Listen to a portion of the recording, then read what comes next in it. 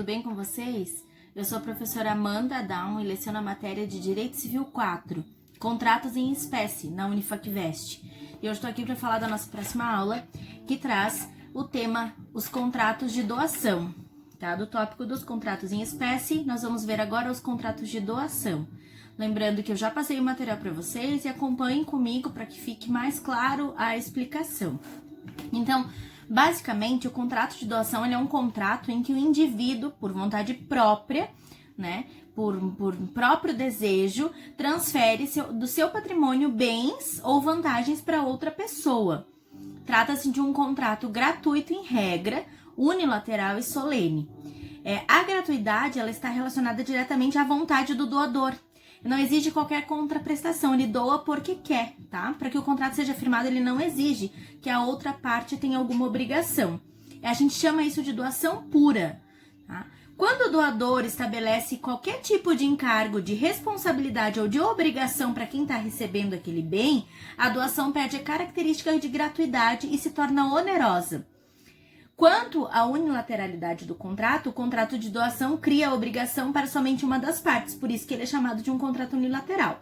Porém, se for um contrato de doação onerosa, ele vai ser bilateral.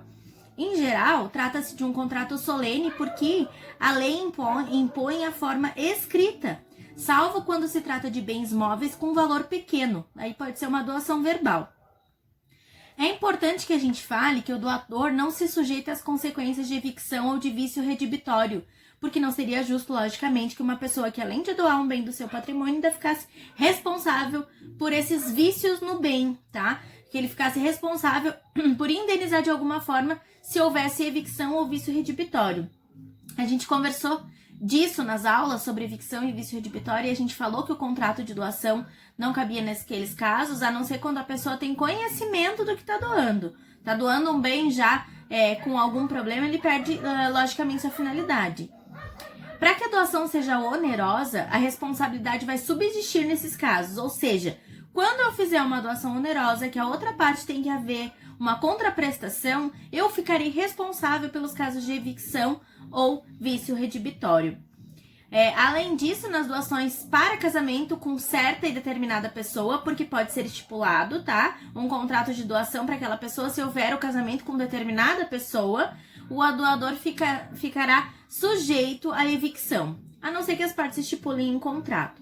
Então, o contrato de doação possui dois elementos principais, que é o subjetivo e o objetivo. Os elementos subjetivos são os elementos primários de todos os contratos, acordos de vontade e liberalidade, ou seja, a vontade de receber, de doar sem receber nada em troca.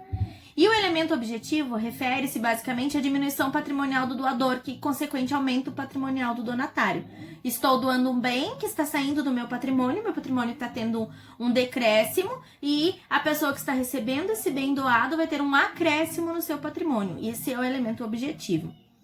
E a gente traz aqui os requisitos do contrato de doação. Para que ele possa ser firmado, o contrato de doação precisa seguir requisitos de ordem subjetiva e objetiva. O primeiro dos requisitos subjetivos refere-se à capacidade do sujeito, tanto ativa quanto passiva. Ele volta lá na teoria geral dos contratos, porque o doador deve ter capacidade de fato, ser maior de 18 anos ou emancipado, e além disso ter uma capacidade específica para alienar os próprios bens. No segundo caso, não se exige nenhum tipo de específico de capacidade para quem está recebendo, sendo que os civilmente incapazes podem receber doação sim, desde que o seu representante legal, seu tutor ou seu curador não se oponha. E no caso dos nascituros, desde que os pais aceitem a doação. Professor, é possível nascituro receber doação? Sim, é possível receber doação. Ele vai receber em nome de seus pais e vai ser o proprietário daquele bem quando ele tiver capacidade jurídica. Nesse sentido, cumpre mencionar que a gente tem que falar que algumas hipóteses especiais de doação, como a doação de pais para filhos, eu volto a falar cada vez que a gente fala de contratos. Quando a gente entra na esfera familiar ou sucessória, a gente tem que ter muito cuidado. Porque para a doação de pai para filhos ser válida, ela precisa da autorização dos demais herdeiros, tá? Porque ela vai configurar um adiantamento da herança, um adiantamento de legítima. Outra hipótese é a doação de bens móveis de pessoa casada. Nesse caso, para que a doação exista, Tanto o marido quanto a mulher precisam de autorização do outro. E a gente chama isso de outorga uxoria. Caso essa autorização não esteja presente no negócio, teremos uma invalidade. E o ato pode ser anulado até 2 anos após o término da sociedade conjugal. Então quer dizer o quê? Se estou casado, meu cônjuge precisa anuir com essa doação. Logicamente, porque como a gente falou, há um decréscimo do meu patrimônio. Eu não posso me desfazer de um bem sem que meu cônjuge, casado comigo, tenha conhecimento e venha anuir sobre isso, ok? Gente, eu vou continuar essa explicação em um próximo vídeo, beleza?